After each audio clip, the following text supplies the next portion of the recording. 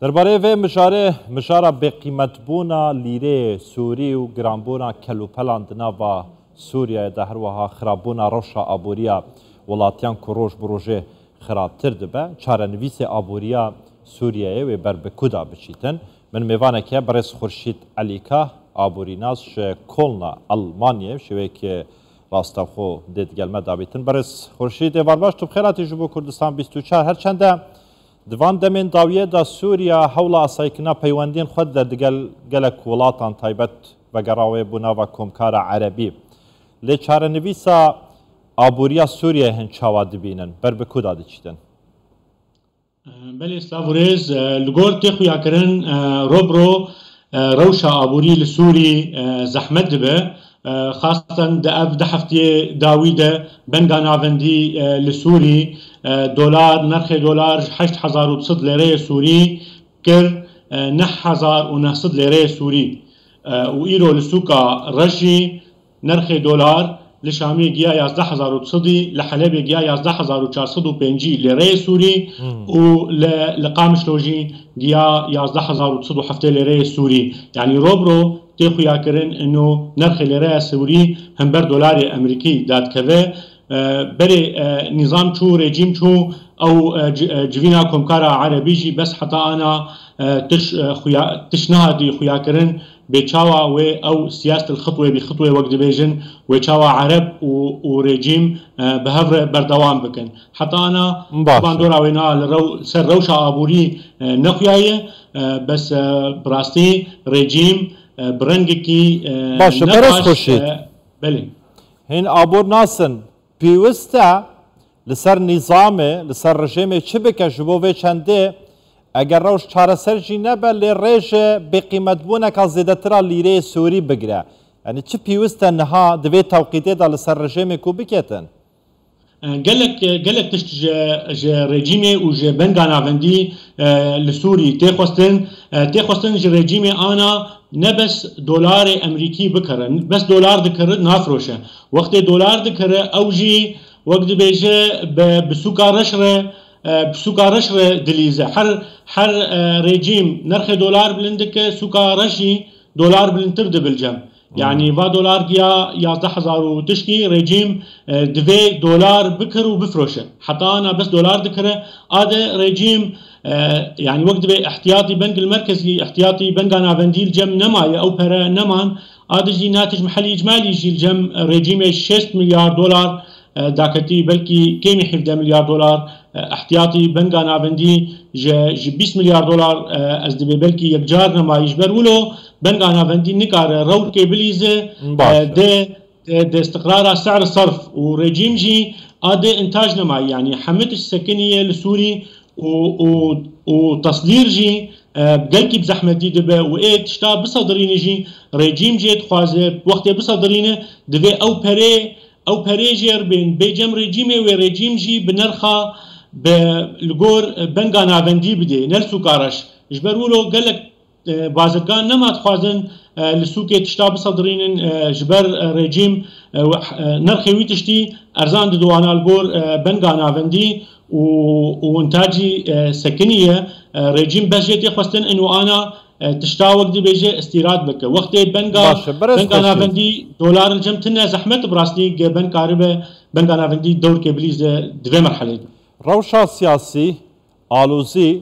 شر و پفچون دناوا سوریه ده و هاکیه کو کاریگریه که زور لسر آبور سوریه دروز بکتن لی دوین دمه داویه ده بریا ناجم آماجه پیکر کو سوریه و گره ناوا کمکار عربی پشتوانیا سوریه که موحد دیکن ده همان دم دا روسیا به همی هزاخو پشتوانیا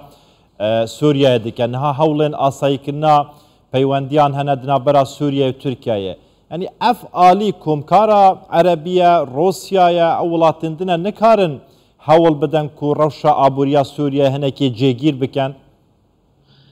از دبینم زحمت انا روس دروش که زحمتن پشتی شروی با اوکراینیا ره دف سال داویده و ترکی جی لره ترکی نرخینا روبرو داد که ترکی جی بری خود ده کمکارا عربی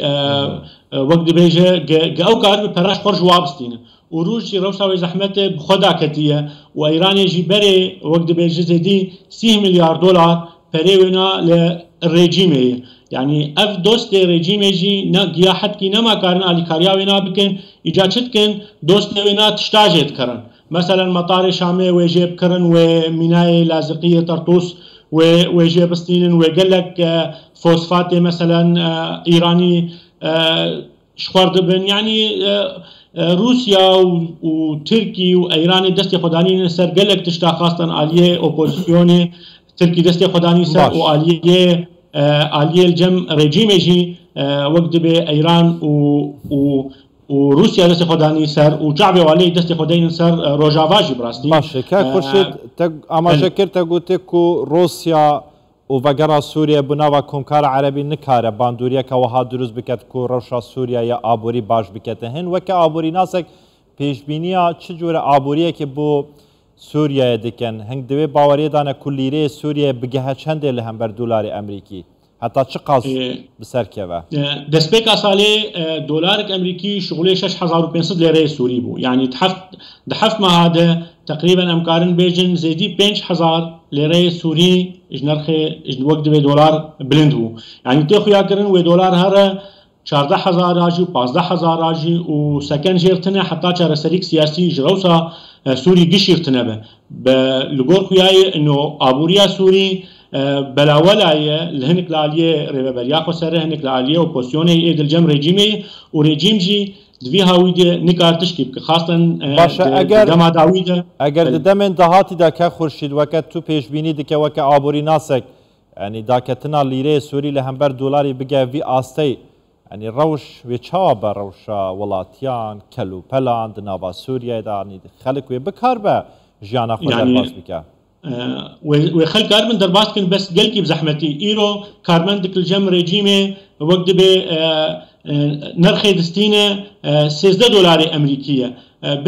بري كريزا سوري زيدي 500 دولار بو وقت كارت كر الجم ريجيمي حتى كاس الجم ريبريا خسرجي كارت كن ايرو 5 دولار دستين او جينا ما تشكيت ك لبر نرخ ليره سوري روبرو داد كافي او بري دست خلكيده الجم ريجيمي كارت ك نرخ وقت ب موجد هي تراويانا كزيدي روكي وكاس الجم ريبريا جي كارت ك بريد هي يا او معاش دقه موجه دقه تراوينا زيدي بشش روجاناك يعني روشا حرد وزحمتي كاس الجم ريجيمي كارت كن الجم ريبريجي بس الجم ريبريجي روشا الجم ريجيمي روشا وبهتر خرابه كاد خورشيد شبر هفكشه كابوري هي اللي بدرجي قال جاهيا هم بر دولار ودينار عراقي بلندو نزمبونا وي هيا وكابوري ناسك اگر كسك لسوريا لروشافاي كردستان نها دولار هبه دولار امريكي يعني تو جويرا دبيجي نها نغوره لهف گوارتنه نکه ددم دهاتی داوی پریک زیادتر سوری بدز بخی. اره ملت جی حریک وقت به ناس کریه 13 سال دیگه کریزا سوری دیه اوجی مثلا ایروجر 10 دلار لازمه و هر سوکه و 10 دلارش خرج بکه قارب خرج بکه ایل جمع هبه یا ای 5 دلار جر لازمه و 5 دلاری صرف بکه يعني امشي شرط بيجن انه اي بارل جم هبن يعني كس انا بري سوري جم خناهي قش دولار يا يورو يا زيره اي بارل جم هبن وزيدي نوتو 6 صدي جمله سوري فقيره دبن اصلا برشبونه دي براستي الجم نسبه بلكي تبي 5 صدي 8 صدي 4 صدي الجم وانا بلكي دولار يا يورو هبو كده ملت قش دبن غازيه دي زور باشه برس خورشید علی کا ابوریناز ج کلن یا المانیا گلمدا و گلکی سپاسین هرابن